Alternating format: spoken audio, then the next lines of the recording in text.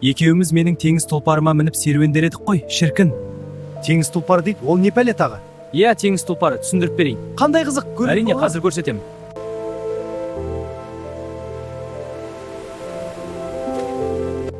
Дельфин ғой. Оны өзім үйретіп алғам. Мен оны жағадан тауып алдым.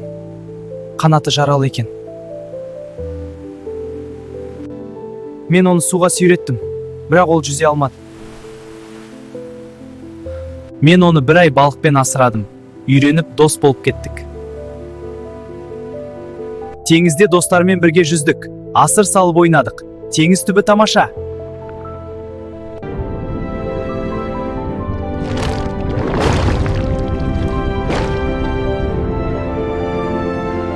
Маған айтшы, неге балықшыларды ренжіттің? Ауларын қиып, қайықтарын аудардың? Мен оларға зиян тигізгім келген жоқ. Олар балықты көп аулады. Оларға жердегі құс пен аңдар жетпей ме? Саған түсіндіру қиын. Ұйықтайтын уақыт болды. Сен хауызда жатпа, әкең ренжиді.